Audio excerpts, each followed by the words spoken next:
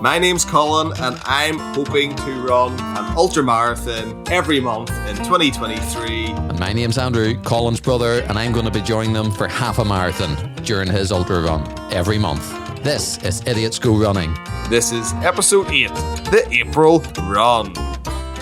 Well, Colin, it's now 3 days after the Belfast Marathon when you attempted to run an ultra marathon and I attempted to run a half marathon or half marathon plus. How are you feeling? I'm feeling fantastic. I think I'm nearly back to normal, Andrew. At the end of the day, this wasn't my longest ultra run. This was I feel this was a bit of a tick the box ultra run month. Right, and why's that? I didn't go any further than the lowest recognized sort of ultra run. Does that make sense? I think I know what you mean in terms of mileage. Yeah, only ended up running 31 miles, and that sounds terrible me saying I only ended up running 31 miles. Only 31 and a half miles, actually. Dear help you, Colin. Dear help you.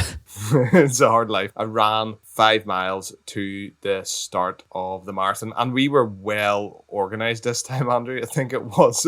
Was it the morning? Well, before we get that far, spoiler alert, you did complete the challenge of running an ultramarathon this month. And you completed yours? And I completed my challenge too of running at least half a marathon. So that was great. And normally we run on a Saturday, but this time we ran on a Sunday. Why did we run on a Sunday this time, Colin? Because I was booked in to do the Belfast Marathon, and you said to me, although I think you gave off to me because I said that you said to me. Oh, this is confusing getting.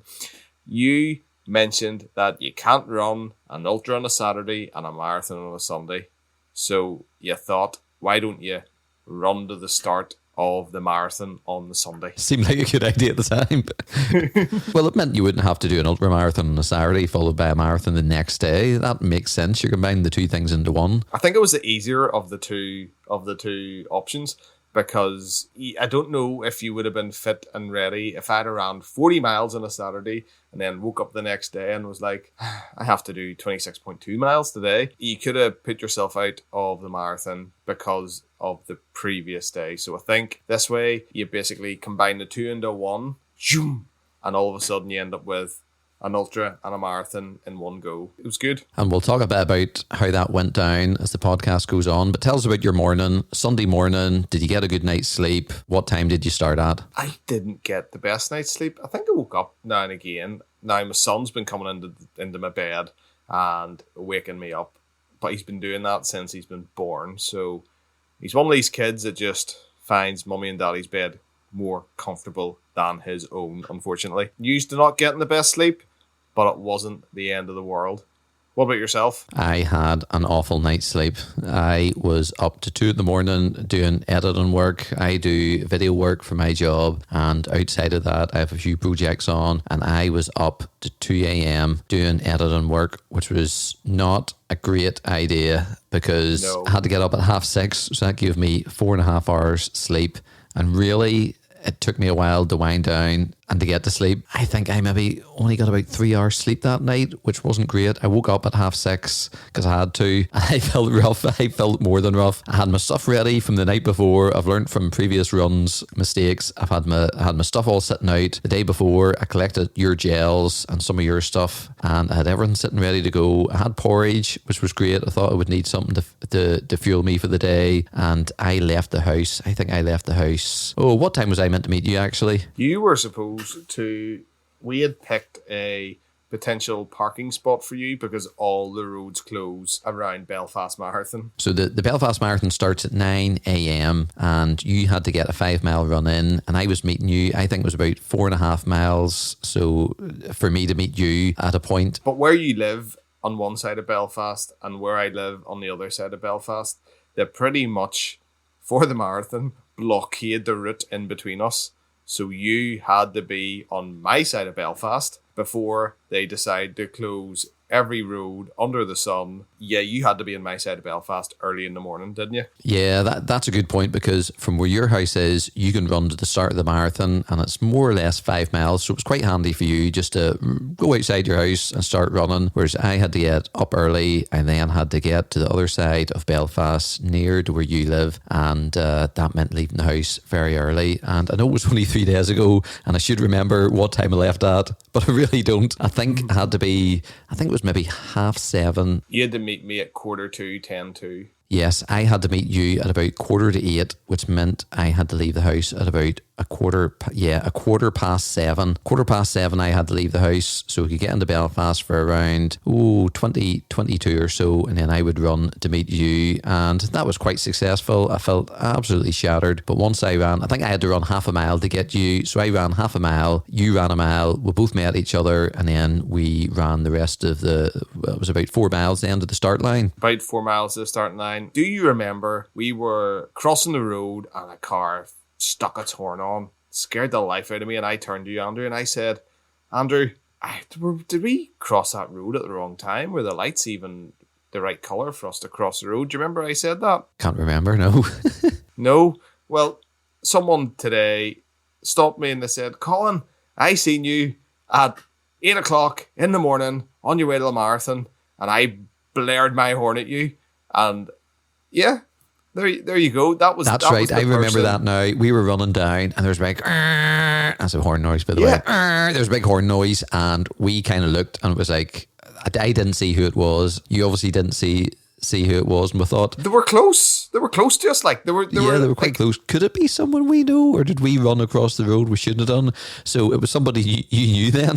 I think after the horn went, I kind of looked at Andrew and I said, some people are just muppets, like, aren't they? Thinking that we've done something in the wrong. It was actually a girl called Denise who was dropping her husband off at the marathon and seen us. Now he was already at the marathon. She was her way back, and we still had about, I would have said maybe 3 miles to go to get to the start of the marathon. Because we thought we had all the time in the world, and then we realised we seen the start line. The start line, the Belfast Marathon's a place called Stormont. It's our Parliament buildings, which sometimes work gets done there, and most of the time it doesn't. But anyway, that's the start line, and we could see it in the distance. And we kind of looked at our watches, and we thought, you know what? It's going to be tight, and we had to up our game, and we started to run, and we ran quite fast, and we got into the Stormont grounds. And what happened next, Colin? Before you start a marathon, I always need to go to the toilet anyway. So I think we got into the Stormont grounds. Remember, the marathon, the horn buzzes at 9, and it literally 9 a.m. sharp. 9 a.m. sharp. It's not a second before or after. It goes. We walked into Stormont, and I don't think we walked, Colin. I think we ran into Stormont, and then you said, "I need to go to the toilet." And there was a big queue, as there always is, big queue. This was 7 minutes to 9, or no, 3 minutes to 9. It was 3 minutes to 9. Wasn't it? Yep, 3 minutes to 9. It was 57. Sorry, excuse that one. 3 minutes to 9. And I'm standing in the queue, Andrew's standing in the queue, and inside, because Andrew, you hadn't been to the start of many marathons, so I didn't want you to get nervous. So I thought, I'm going to be all cool inside and say, do you know what, Andrew? Don't worry. The truth, I didn't have a clue what was going on. I thought, I ain't getting into this toilet and out of this toilet in time. I kept on telling you, Andrew, the queue moves quite fast. I can't believe how slow this queue was going. Like, these guys who are in the cubicles, they need to start running too, so they better up their game. Well, do you want to hear something else quite funny, which is funny? Go for it. I really needed to go to the toilet too, but we didn't have time. You didn't go? No, I didn't have time, because you went in and went out, and it was like, right, and you just like open the door and you just start running. And I was left. I do remember that. You just like absolutely bolted it.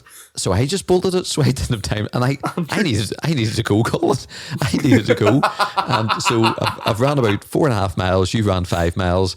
And my plan was to get to about 7 miles of the Belfast Marathon. So not another 3 miles on top of what I'd already done. It would be another 7 of what I'd already done. And maybe 8 if I could push myself. And I was busted. And I was like, right, So I just ran after you. Well, the funny thing was, goodness no, I feel sorry for the person who was in after me, Andrew. Do you know why? I can't remember looking where I was shooting because I was watching my watch counting down. I had like 20 seconds to get out of this toilet to start running. So my marathon had started in the toilet.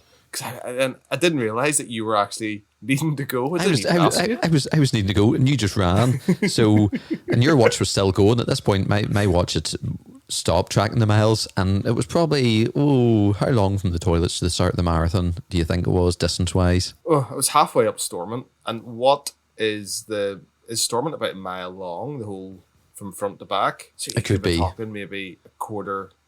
Maybe a quarter of a mile. Is it a quarter of a mile? Could be. Could have been. Maybe a little bit less than that, but it was a little bit less. Certainly about 0.2 miles. Easy anyway, maybe 0.3, something like that. And we got there just in time, kind of, because we kind of... Not, Andrew, the buzzer had gone whenever I was on my way up, and the elite runners...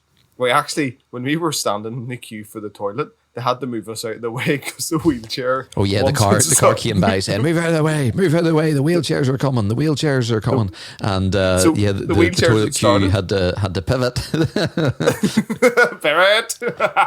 But we got there, we took a quick selfie. Yes, the elite runners had started running, and if we wanted to, we could have went to the very, very, very back of the queue. But what did we do? We found a wee gap. Sorry, can I go back there? We got there and took a quick selfie, Andrew. Everyone was running past us, and you said, Colin, do we have time for a selfie? And I was like, my marathon started, I'm already late, and Andrew's like, I'll get my phone out and we'll take a selfie. But it was a really good selfie. I did take a selfie, and then I took another selfie also. And actually, if you look back in those photos, you can see some of the looks we're getting. Because they do not look impressed. We didn't join the queue at the very back. There was a gap in the gates, and we just kind of took a quick selfie and then was on our way. And that was probably around the middle of the mob, so to speak. And our marathon began. And how were you feeling at this stage? So you'd done 5 miles and then a little bit more from the toilet to the start line. How were you feeling at this stage, Colin? I was feeling absolutely fine. Absolutely fine. I was buzzing. I was fit. I was healthy. I was ready to go. To be honest with you, this month had been a rest month. People say you taper to a marathon. I had literally stopped this month just because colds, as you found in the previous podcast, and then with my MS, with the virus, I've been getting this new thing, which is like an electric shock down the back of one of my legs, which is really, really irritating. I'm not going to lie to you, Andrew. It's just... Still happening, is it? Yeah, it is. And then I was speaking to Matt, and he has a name for it, and it's Hermets or something. I don't know what it is, but anyway, there's this. It's very common. It's very, very, very common. Common with in regards to MS. Sorry. Yeah, so it's if there's damage to your nerve sheaths on your spinal column, I believe, or it can be further up in your brain or whatever. Your body just reacts and it does it. So it's if you do a sudden head movement, if you bend your head down quickly, it will send a bit of a sensation down the back of my left leg. But look, it is what it is. You just got to adapt, improvise, overcome, get on with it. And so it's having these issues between the virus, between that happening. It just wasn't a great marathon month, pre-marathon month. So that's why my training was all over the show. So I was just expecting to go get through this. But when I started, Andrew, I was going okay. I was going fine. More than okay. You were absolutely lightning. I was kind of the pacer. I was kind of the mule for you because you were carrying some amount of stuff, weren't you? I was carrying quite a bit of stuff. There was a bottle of your stuff. What was that bottle full of stuff? That was a carbohydrate drink. So it was a potent wee substance, that one. I had it. Had a bottle of water, had all your gels, your many gels. It was quite a weight actually. And then I had my coat, I had your coat, and I had my jelly, of course, and we'll talk about the jelly shortly. It was quite a weight in my bag, and I had my hat on and my running stuff as normal. So you had no bag. Every time we went out running this year, you've had a bag on, a similar one to mine, but you were bag free. And you absolutely flew. Do you want to say some of your times you were clocking in? Or what were you aiming for? What were you aiming for? what was I aiming for? I don't know. And the reason why I say I don't know is because I wasn't ready to actually do a really good marathon. Start of the year, I thought, I'm going to fly through this. The 5 mile at the start, I think mentally kind of caught up with me. And it's really weird because everyone was running past the 5 mile mark, right? In my head, whether I like it or not, had done 10. Because every time I had kind of started my watch for 4.5 miles till I got the start line, and then I started it as I went over the start line. So every time I would have said, oh, 3 miles done, you went 8 miles. And every time I said 5 miles, you were like 10 miles. And that continued. So you really were very aware of every time I said it was a certain distance, you updated it with your distance for the day. And if you were running past us, it would have sounded crazy. We're at the 5 mile mark. I've done 10 miles. We're at the 7 mile mark. I've done 12 miles. It was like just like, oh, why? Look at him. For someone who can't read his mileage or show off, I don't know. But it was just, I think, Andrew, that mentally it was different. It was different, whether you like it or not. I'll explain once I get closer to like the actual finish in a marathon. Once you hit, like, say, 26 miles, I had still 5 miles left. I should be finishing my marathon. And I think in my head that kind of messed me up a wee bit. Does that make sense? Does that even make sense? It does. It certainly affected you at the end, and we'll certainly get to the end. But yeah, you were really clocking your first 5 miles before you even got to the start line. You were kind of adding that into the marathon. And normally our runs, or normally your runs, you know, it's an ultra marathon, and I do a half marathon plus. But you know, it could be a handy enough affair if it's a big hill. You know, we'll jog up maybe part of it, and then we'll dander for a wee bit, and then jog again. Marathon's very different, because a marathon, you really push yourself. You really get swept up with the crowd of runners, and then the crowd kind of cheering you on. You know, you just keep going. You don't really stop for a walk, and you keep up a good pace. And the first few miles, we were flying. And I'll maybe play. We're around mile 3 or so into the marathon. Mile 8 for you, Colin. Definitely ahead of pace. I think when you say flying, it's not flying to a lot of people, but it's definitely ahead of the pace that I had planned. And I'll just play this clip now. This was us running in the Belfast Marathon. So here we go. Andrew and Colin of 3 days ago, over to you. We're mile 3.66 into the marathon. Colin, how you feeling? About mile 10 nearly. So, as you've already heard, we've done a fair bit before we got to this stage. So I'm keeping counting how far we are in the marathon. And Colin overall. Colin, mile 3 for some, mile 10 for you. How you feeling?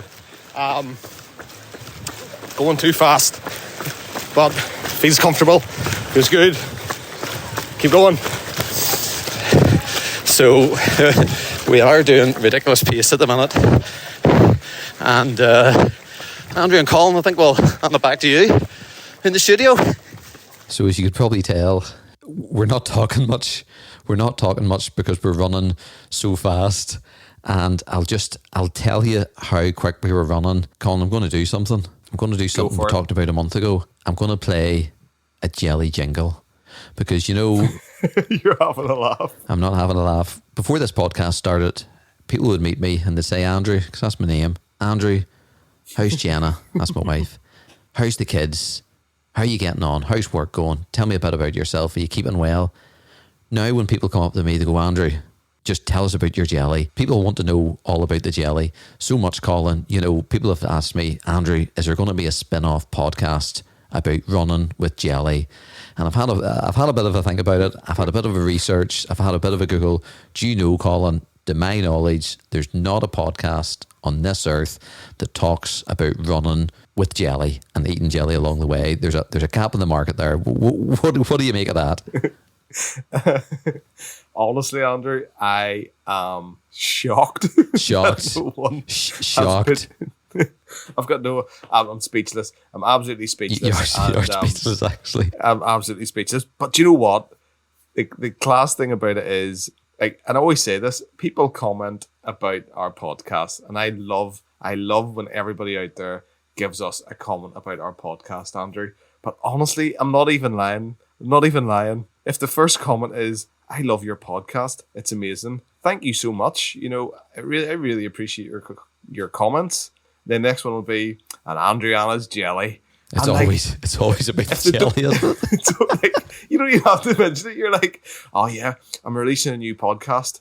You know, a new podcast is coming. And I think someone actually said, I missed Andrew's jelly in the last podcast. There was a few people said there's nothing about jelly in the last podcast, Andrew. And when I was recording it, I knew there was nothing about jelly. It was Ms. and the Malin Part 2, and that was back in the days, the dark days before jelly was a thing.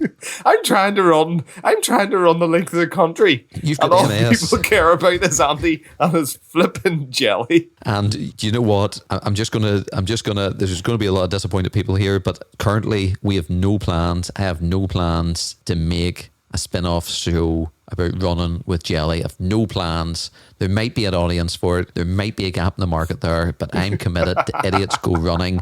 But what I will do for everyone out there, you know who you are. You love hearing about jelly. Me and Colin. Everyone that listened to this, everyone, Andrew, it's not, you know who you are. Everybody's like, when's he going to get to the jelly part? A month ago, me and Colin chatted. We go, you know what this podcast needs? A jelly jingle.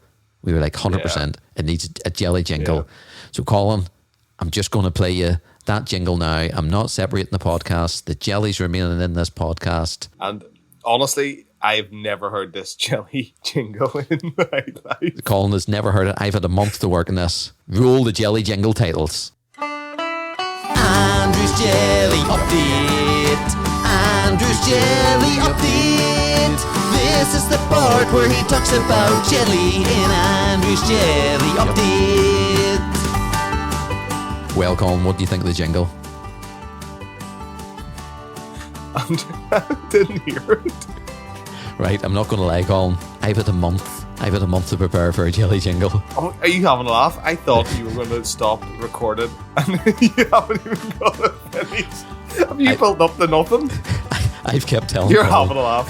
Colin, I've got some great stuff. And then I said to him about a week ago, I said, you know what, I'm working on something, but it's not going to be ready for the podcast. So I'm going to work on something else. And I haven't even done that, Colin. In fact, I haven't even recorded a jelly jingle yet.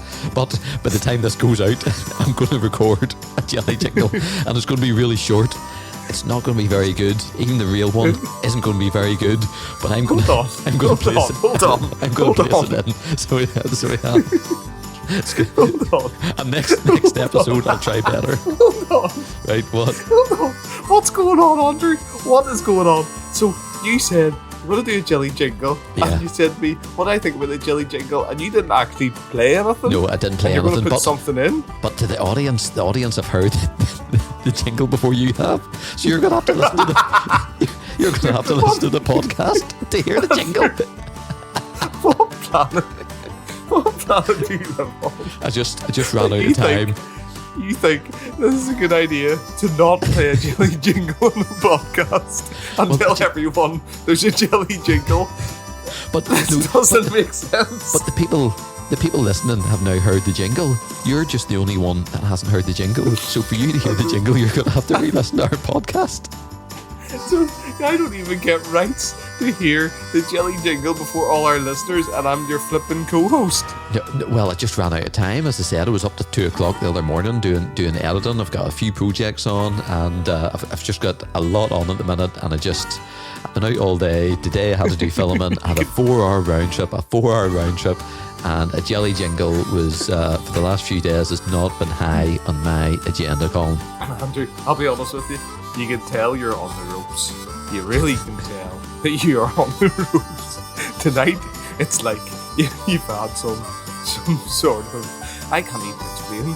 Well, Like you're on- again, people won't understand this, but we started this, but this is like our 3rd attempt, maybe 4th attempt at the podcast, and every so often I just go, back to the start. Now, we weren't that long into it, but I just go, do it again.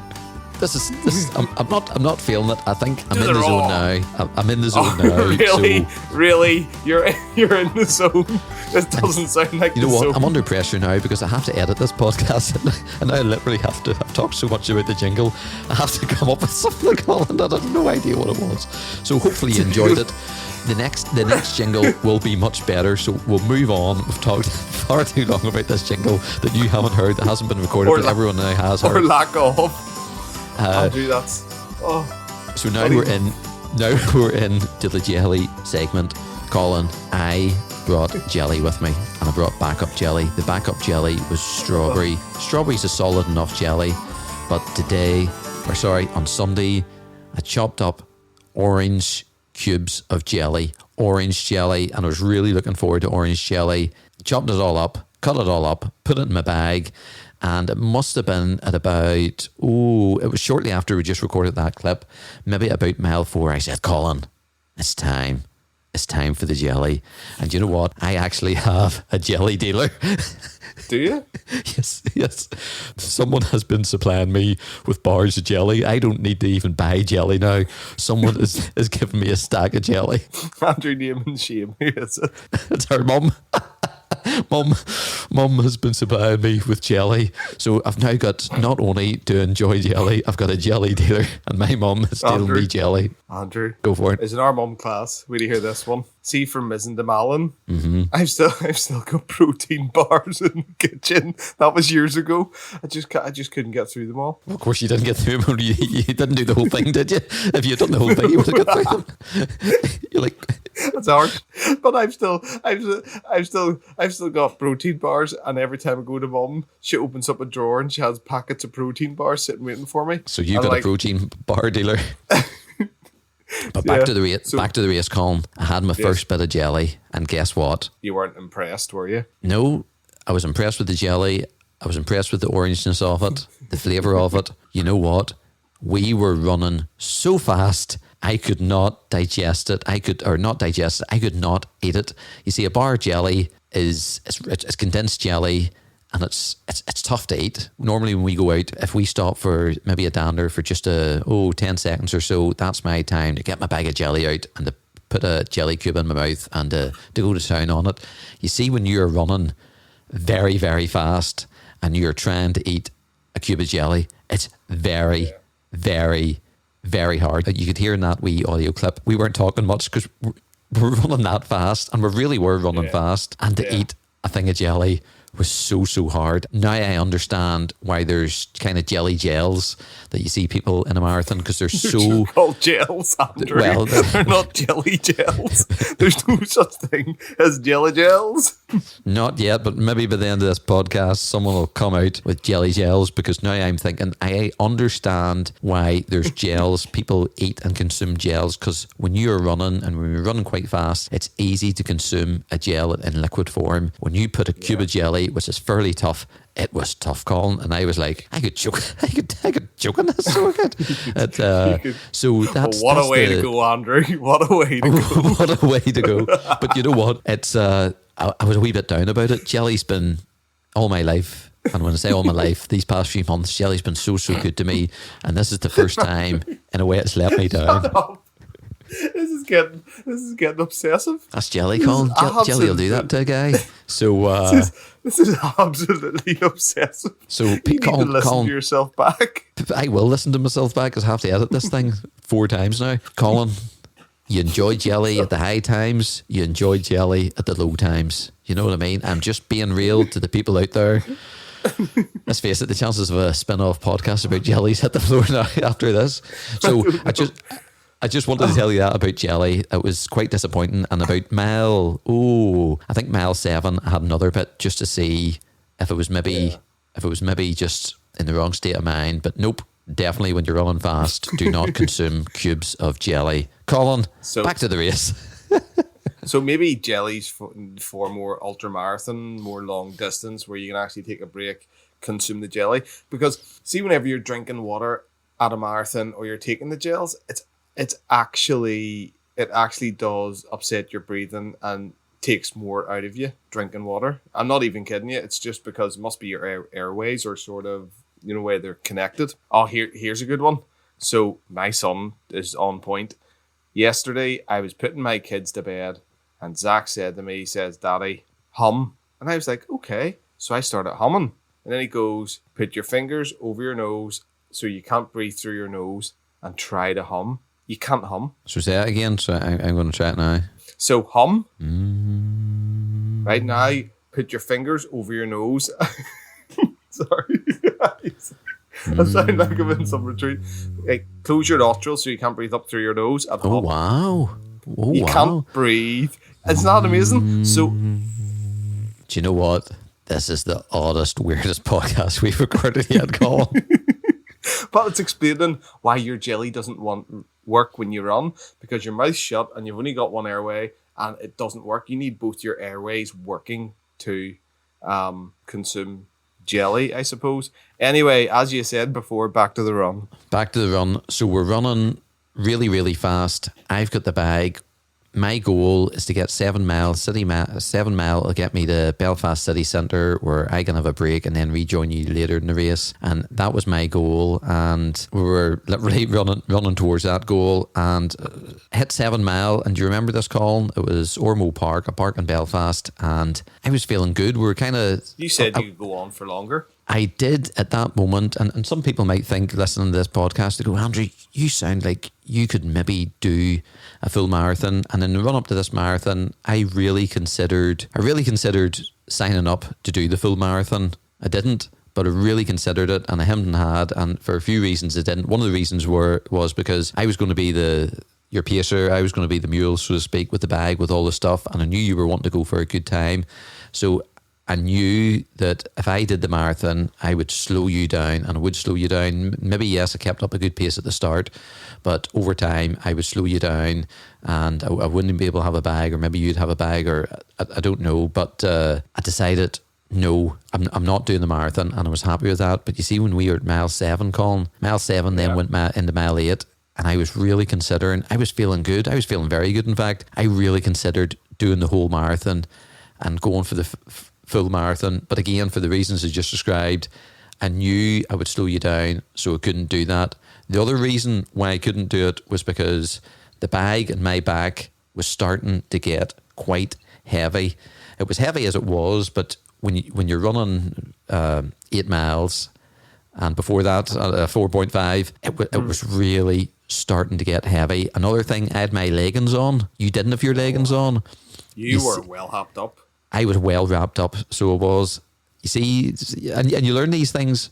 There's a reason when people go running in a marathon, there's no leggings. They have the shorts, they don't have the leggings on. If I ever want to run a marathon, there's not a chance I'm wearing them again. Even my hat, I love my hat. I had my hat, and even then I took it off quite a bit because it even felt like it was causing me weight, and certainly the backpack was causing me weight. And then another reason why I decided not to run the full marathon was because I was giving you gels, I was giving you water, I was kind of looking after you, but I knew myself I wasn't taking enough fluids in, I wasn't taking enough gels in, I wasn't keeping myself in the right condition, because a marathon's a lot of work, Colin. A marathon is a big outtake to your body. And I've done the Belfast.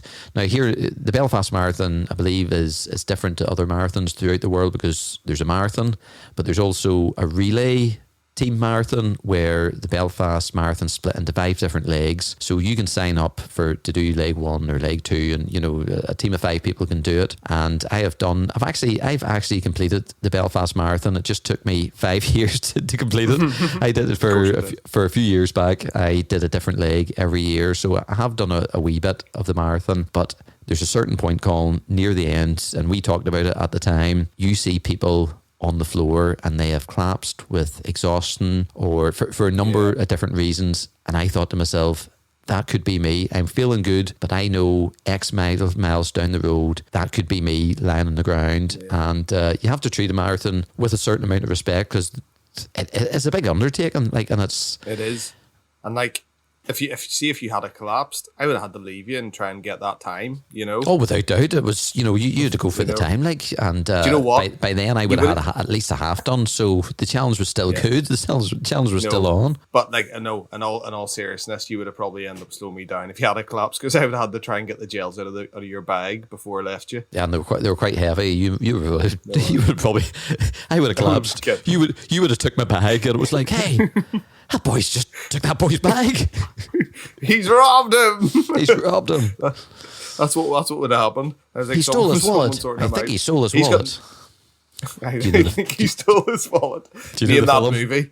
Name that movie. Do you know it? Do you know it? Me? Yes, I know it. Yes. Oh, I know it. That was the first thing I thought when he took his bag. That's okay. I think he stole his wallet. We don't need to say it. If you know it, you know it. My favourite film, by the way. And I actually ran on. I didn't run on just to 7.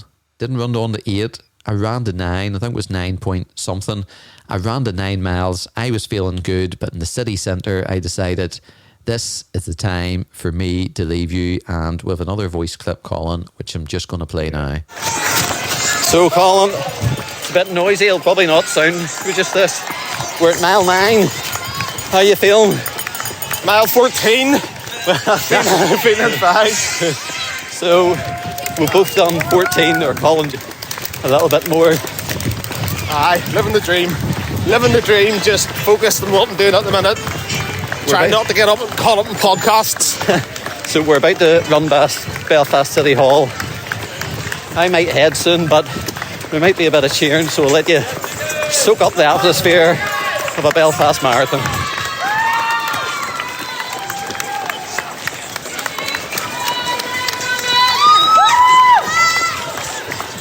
Very shortly after that, I gave you 3 gels and I said, all the best. I'll see you in around mile, it would have been between 19 and 21. I stopped my watch. Boom.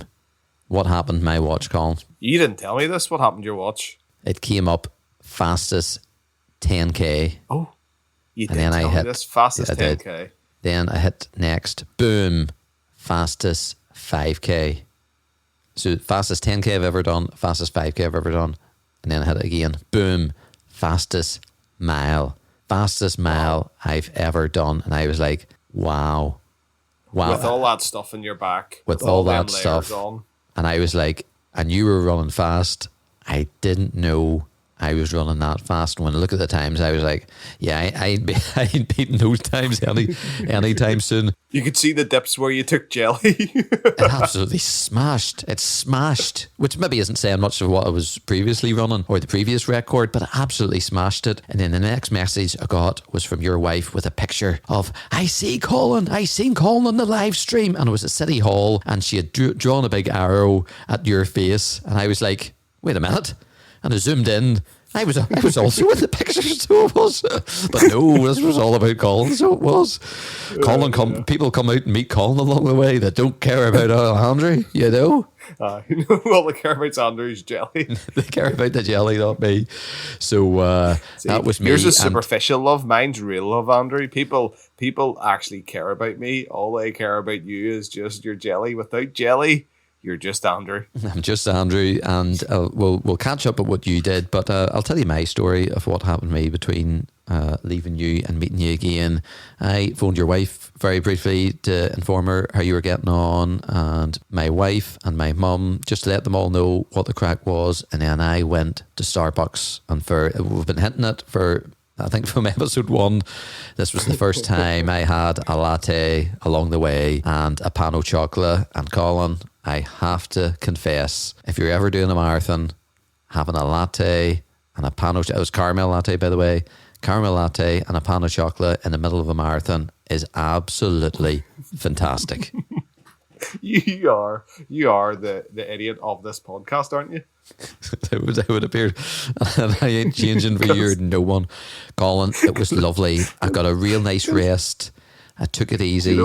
Do you know a friend of mine said to me, they go, oh, and how did Andrew get on the marathon? Because, he done a lot. I said, he stopped around the 10-mile mark, went and got a coffee and a pan choc, and then joined me in the 20th mark. And did they start laughing, Andrew?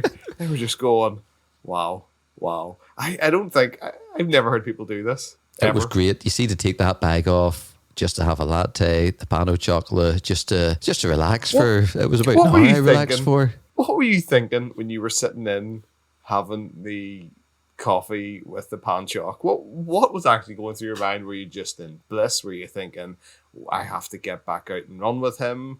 Like, what were you thinking? I was just really enjoying the moment, to be honest with you, Colin. I was like, I know I ran about 9 point something, but plus the 4.5 or whatever, what was that? Close to, it was just over 14 and a half miles or something like that. So I was like, that was a good day's work. That's just 2 miles short of my longest ever run, which was last month. And I knew I'd probably be doing at least another in around 5 miles anyway. I had ahead of me, and I knew you'd probably slow down a wee bit. I knew you'd be revitalised, ready to go in a marathon years ago. I'd done something similar. I maybe done 7 mile, and then I took a bit of a break for an hour and a half or something, and met you for the maybe the last 2 miles or something. And you see that break in the middle. Honestly, if you're out there, you're doing a marathon, you're thinking this is tight. Go to Starbucks or another coffee shop of your choice, caramel latte, pan au chocolat, just recharge the batteries, get out there, and you might be thinking to yourself, could you get up? Could you go and start running again?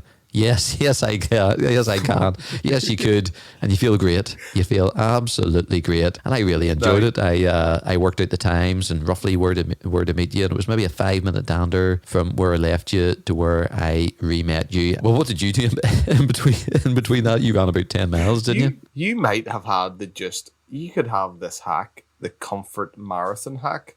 Picture this: you book a relay for yourself. You don't do the middle legs or leg. You run so far, go get a coffee, and go to the part where to restart your last leg, and then join in maybe an hour later, and then finish it. That could be. It's a great way to do a marathon.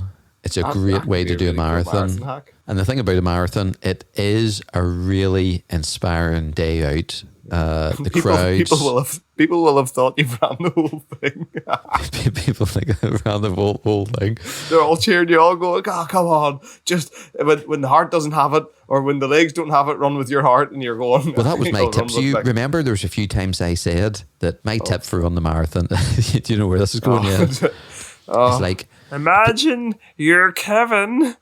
So people shouting, "Go on, Kevin! Kevin, you go on, Kevin!" And I'm like, "Colin, pretend your name's Kevin. I'll give you a boost." And it does. Jessica, go on, Jessica. Go on, pretend you're Jessica. I was like, "Go on," and I was like, "You just." I just like, do you ever think that they're calling your name? And I'm going, my name isn't flipping Kevin. No, but you just pretend it is, and that gives you a boost. If your name's Kevin, and people are shouting, "Go on, Kevin!" I was like, "Yeah, I can do that. I can go on." I'm Kevin.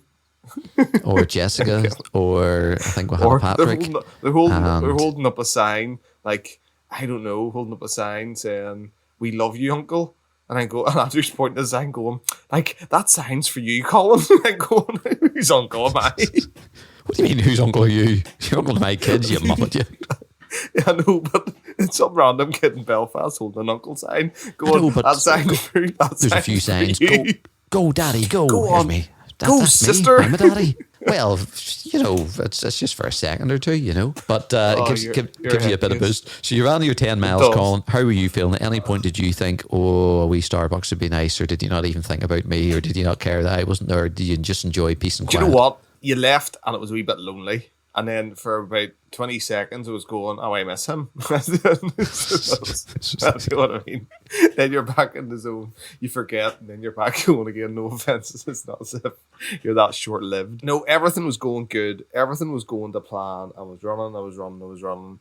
And do you know the people, the pacers, the actual real, the real pacers, Andrew? The ones that don't stop for coffee? the ones that have the big signs. Yeah. So they were running, and then I was running with them, and like it's like a bus. All the runners just join on with him, and he was great. He was shouting, "Water on the left, water on the side," and he was playing music as well. Andrew, he was going, "This is a great tune. This is a great tune." And he was loving it. And then we got to this hill, and he goes, "These are the hardest 2 hills of the Belfast Marathon." And I was like, "Right, okay, let's go."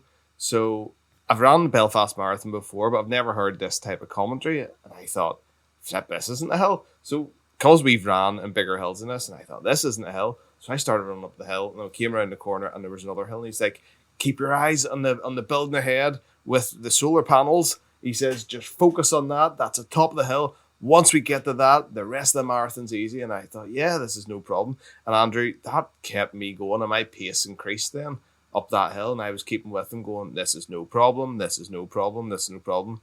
Got to the top of the hill, and I kid you not, it was like someone shot me in both of my calves. Both of my calves cramped up at once so badly that I actually couldn't move. So when maybe it's my calves, when your calves cramp up, it actually raises your heel, and I couldn't put my heels down on the ground. So at this stage, yes, I am wearing pink shoes, but I'm walking like mango pink. You'll find, Colin, mango pink. Mango pink. So at this stage, I've got mango pink shoes on. I'm a bit tired. I'm finished at the top of the hill, and I can't put my heels down. So I'm walking on my tiptoes with pink shoes on in the middle of a marathon. I was a sight, Andrew. I was just had to stretch these calves out, and they kept on cramping up. Like any time I picked up any wee ounce of pace, both calves just cramped up to the point where, see, if you poke them today, you can still feel the points where they did cramp up. So I was in agony so much that I actually rang you to stop you worrying, because in case you were watching, you probably weren't watching me go around Belfast and watching my pace. Well, it was. By that stage, I was walking to meet you, and you phoned just to say, I'm going to be slowing down a bit here. My pace must have went from normal pace to like 0 straight away.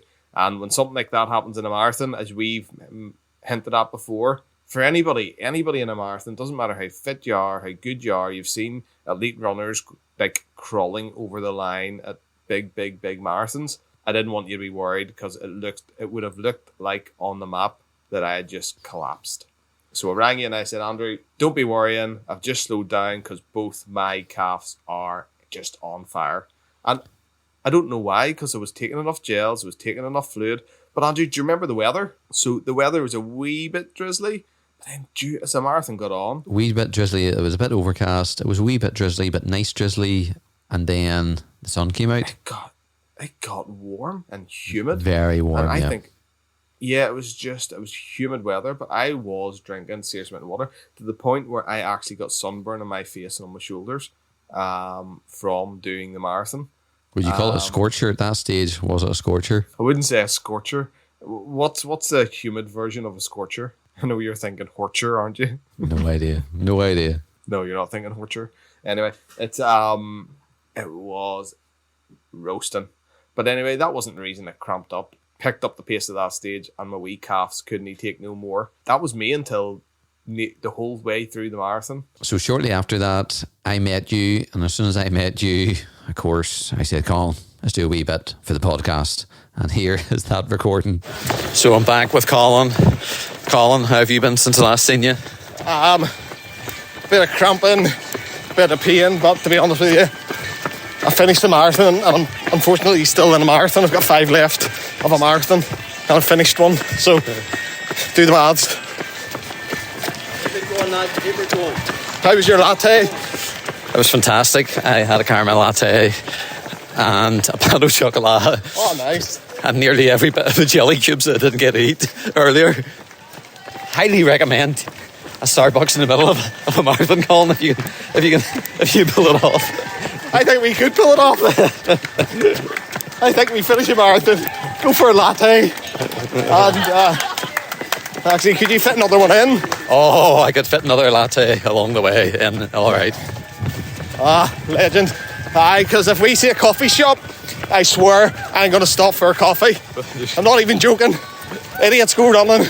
If he can have a latte, I can have a freaking coffee. I finished the marathon and I'm flipping still running. So after 26.2, I am officially next coffee shop I see, we're going in for a coffee.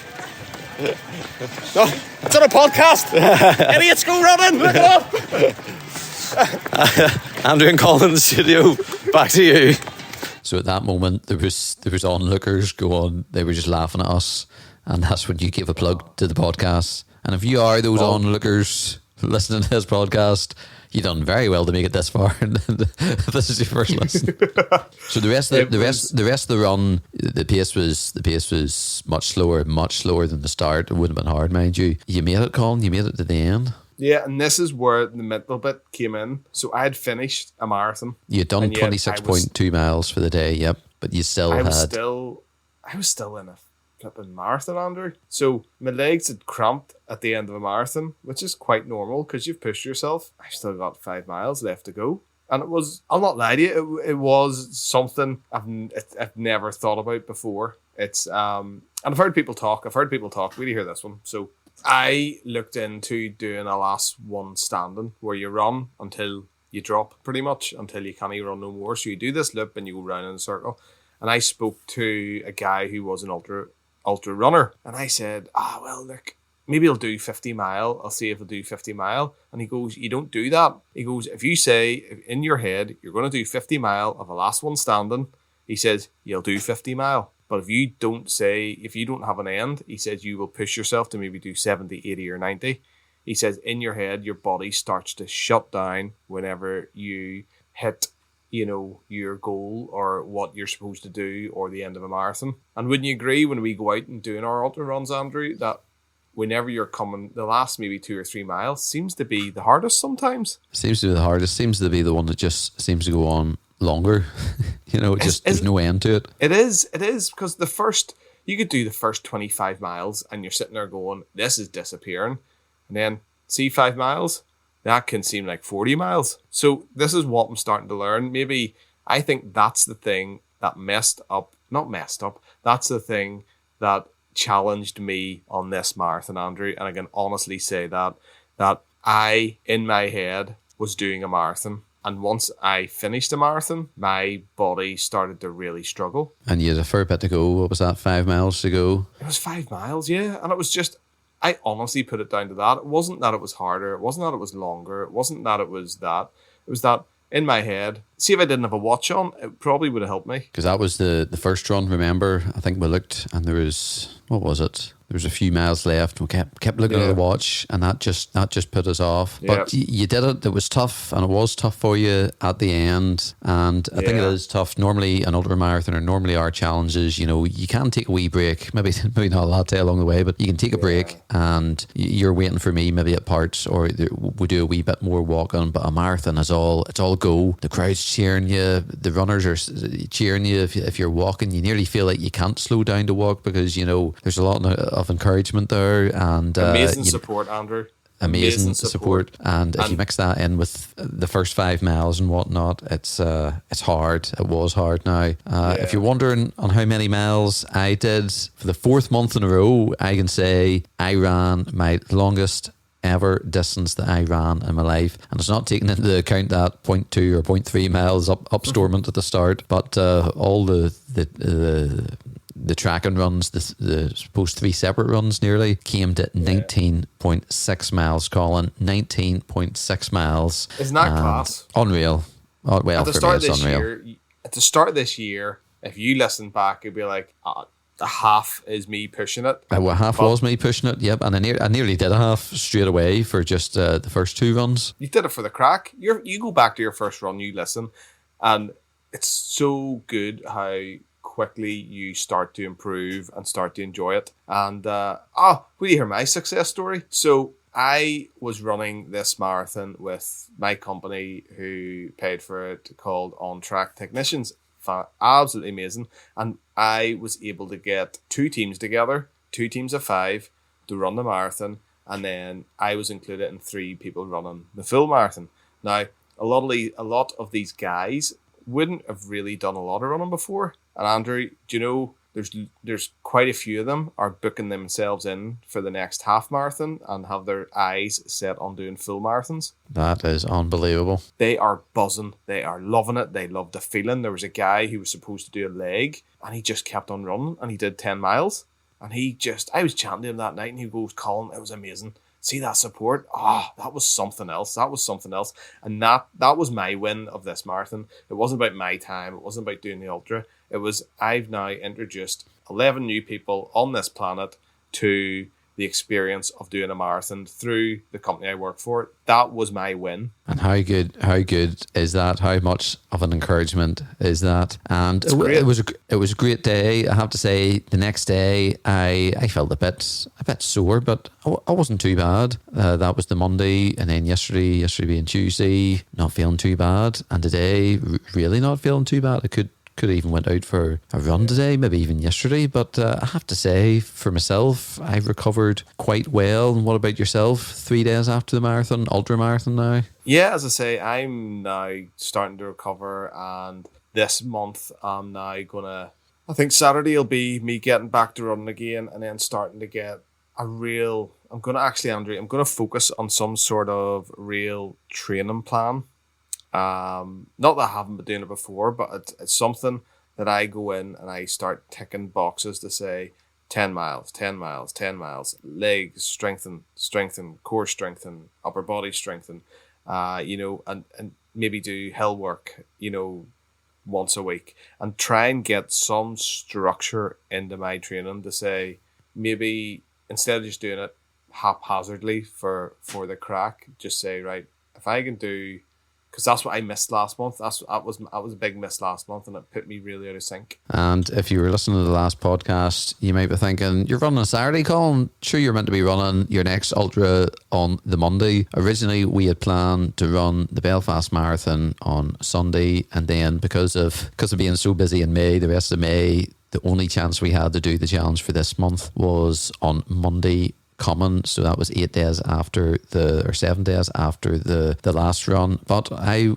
was meant to be out of the country. I was meant to be going to Croatia the last weekend of this month, and unfortunately my flights got cancelled, and I'm only able to go to the trip now because the flights are cancelled. So which works out well for us in this podcast, or certainly for our run, because now we can use that Saturday, or I think it is now the last Monday of this month, we can do that ultra / half marathon plus. And will I do more than 19.6 miles? Oh, I don't know, Colin. I don't know. This record has to stop at some stage of every month, but at least it does. Does it? Yeah, I believe it does. But that gives us at least a few weeks more, because that was going to be a killer. Although we say a killer, I'm feeling not too bad, and I think you could have done it okay too. Yeah. But it is nice having that bit of break. So I think that'll do us for this podcast. Tell us about the next podcast, Colin, that's coming up in the middle of May. We're not quite sure the date, but it'll be some stage in May before that run. The next podcast is someone who wants to be an honorary idiot. Is that a thing? Could be. Yes. Can we make it a thing? Well, anyway, so this is a bit of a shout out to Matt Nags, who I reached out to in the early days of my Mizzen to Malin run. So Matt and myself have something in common with each other. We're both a bit weird. No, only joking. We both have multiple sclerosis, and we found each other through a Facebook page that he runs, called Running with MS. Now, this is a community that is so positive, that is really, it's incredible that everyone on this page has MS and are not only coping with it, but they're excelling with it. And Matt is going to do a 12-hour run. And I'm 12 hours? 12-hour run, Andrew. And I'm so looking forward to... Oh, you made me doubt myself there, Andrew. Matt, if you're listening, I'm sorry, but it's like an ultra run. But a 12-hour run, we're going to stick at a 12-hour run because I'm 90% sure, and Andrew has just made me doubt myself. I'm easy doubted. Anyway, so 12 hours, yes, Andrew, and hopefully we'll catch up with him after his run. We'll hear about his training. We'll hear about his potential road bumps, not autoimmune related or anything, more training related, and what he's had to go through. Like me and Andrew, also has family, kids, a life, a job. It's just, once again, another super inspiring guy. I need to really stop talking about him. And he's going to go on, this guy's building me up too much. But Matt, you need to be built up because you deserve it. And maybe Maybe we'll even ask him what's his favourite type of jelly. We're getting deep. We're going to ask the questions everyone wants to know, and the questions that no one knows or no one cares about too. So we're really looking forward. Matt's going to be our first ever guest on the podcast. We're going to hear his story. We're going to find out more about him, and that's going to be super, super exciting. And that's... I think you're excited to meet him. I'm really excited. I'm really looking forward to meeting Matt and chatting to Matt. He's been a big inspiration, big help to you, Colin, and a big encouragement. And I'm really looking forward to that podcast. So until then, Colin, tell us where we can find you, or how can we connect with you? Well, the usual place, which is on MS Running Adventure. So I'm currently actually a wee bit more active on Facebook. So I'm posting stuff the likes of me and Andrew doing the marathon, any new apparel that I'm getting that may be mango pink, or just anything interesting that I come across. So it's MS Running Adventure on Facebook. And until the next time, my name's Andrew. My name's Colin. And I'm off to write a jelly jingle, and we'll see you on the next episode.